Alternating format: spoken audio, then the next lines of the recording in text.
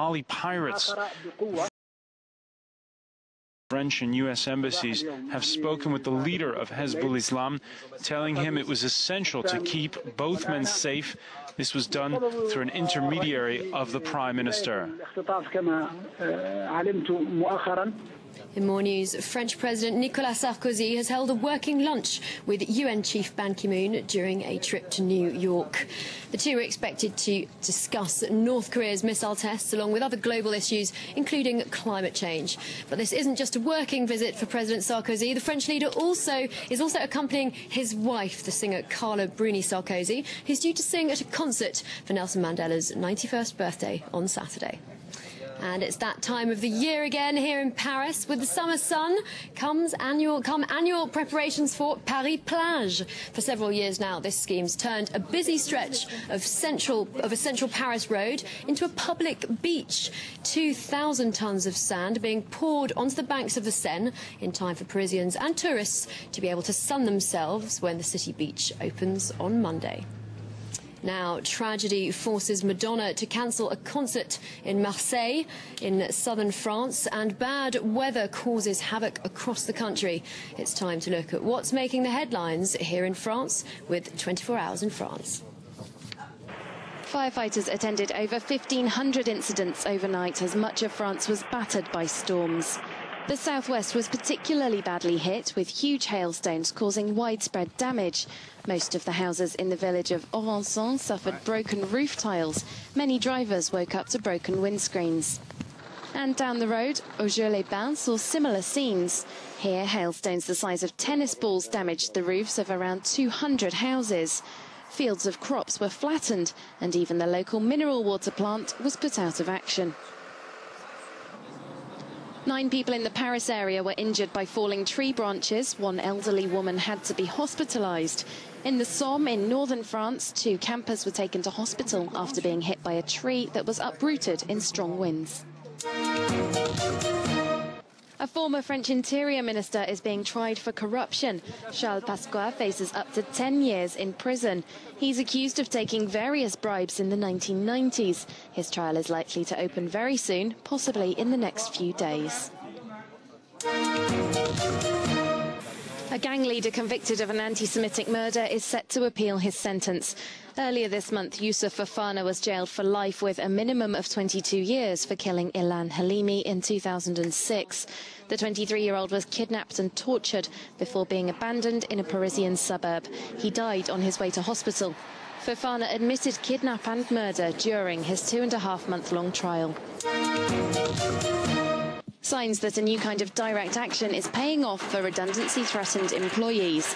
53 workers at industrial equipment maker JLG in the south of France are likely to be laid off. They and their colleagues had been threatening to destroy valuable products waiting to be delivered unless the group were guaranteed better severance terms. The company has now offered between 25 and 30,000 euros each, ending the standoff. Xavier Mathieu was the ringleader of a group of Continental workers who ransacked local government offices in the Picardy region in April.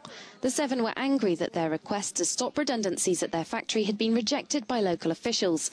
An estimated 40,000 euros worth of damage was left behind. The group appeared in court on Friday to answer charges of criminal damage. La boule que j'ai depuis 4 mois dans le ventre, elle est encore là. I'm still angry about it all. We just don't want to be made scapegoats for everything going on in France right now. Despite a maximum possible sentence of 5 years in prison, the public prosecutor has asked the judge for suspended sentences of between 3 to 6 months. Around 500 co-workers turned up for the hearing in a show of support. Police have started questioning witnesses to Thursday's fatal accident at the Stade Velodrome in Marseille. An involuntary manslaughter investigation has been launched after 2 men suffered fatal injuries during the preparations for a Madonna concert planned for this Sunday. A French technician was killed instantly when part of the stage collapsed. A British worker died during the night. Several others are still in a serious condition in hospital.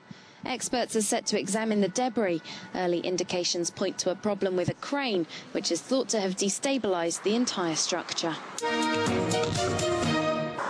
A holiday camp in Normandy has been shut down after 4 cases of the H1N1 swine flu virus were diagnosed.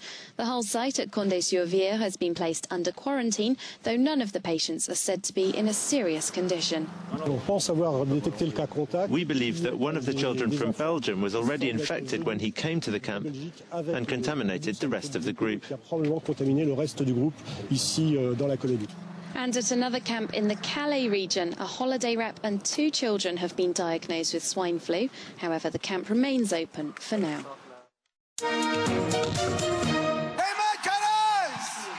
A few words of the local dialect from Bruce Springsteen at Carhaix in Brittany.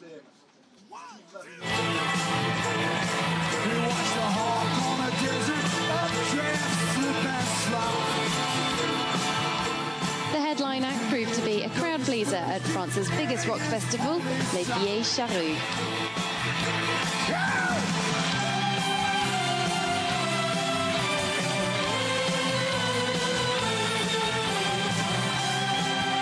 It was a rare appearance outside of Paris for Springsteen, before he embarks on a 25-date US tour later this summer.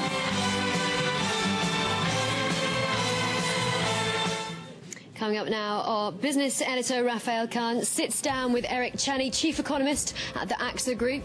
That's in the business interview, and we'll have a full weather forecast. Please do stay tuned for France 24.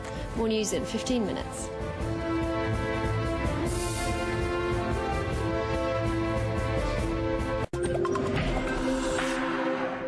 Starwood Preferred Guest, the most award-winning hotel loyalty program, presents a unique promotion.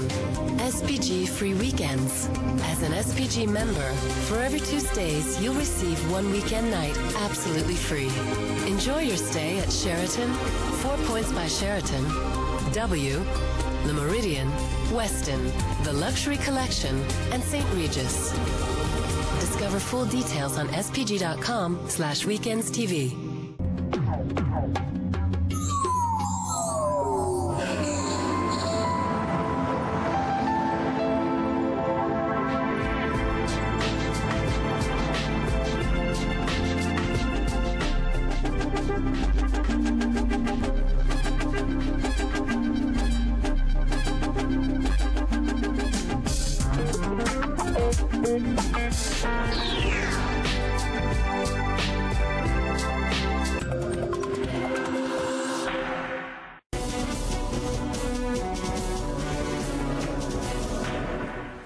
Hello and welcome to this new edition of the Business Interview on France 24. Once again this week, business headlines have been dominated by speculation about the state of the world economy, with the US Federal Reserve raising its forecast for domestic growth in the coming months and betting on a recovery coming as early as the second half of the year.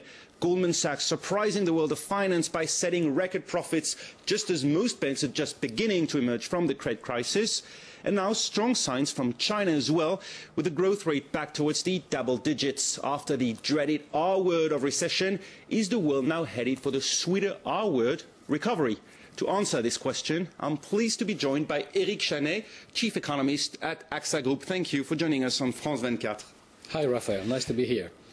Would you agree with US Treasury Secretary Tim Geithner, who says he already sees the green shoots of recovery in the US economy now? Well, to be fair, there were early signs of a recovery in the US, in indicators such as the ISM survey. But I'm a bit disappointed by industrial production, which is not yet recovering. What is more interesting is that the recovery has already started in other places, not in the US, but it has started in China, as you just said, but in Japan as well, where industrial production is really booming again, in Germany and even in France. So the recovery is taking its time to start in the US, where it's a bit more complicated because of the housing market. But in the big manufacturing platforms that are China, Japan and Germany, where the recession was incredibly deep, now companies are refilling again inventories. It's not yet, the full-blown recovery. We would love to see final demand starting to recover. This is not yet the case. Ask German manufacturers. They would tell you that demand is not falling anymore. And for that reason, because their inventories are now too thin, they need to replenish inventories. It's a stage toward the full-blown recovery. You just named the world's largest exporters, namely Germany, Japan, China. That comes after world trade almost stalled in the beginning of the year. Is it to say that now it's been kick-started somehow? I wouldn't say that global trade is rising again, but the good news is that after having falling from a cliff, global trade is stabilized. And for commodities, it is recovering. And we know the reason: China is importing commodities. But stabilization, as I said, is a stage you need to go through stabilization before you have a real recovery. That's where we are right now. Now, when the US Federal Reserve is forecasting a recovery by the end of this year, as early as the end of this year, is it being overly optimistic?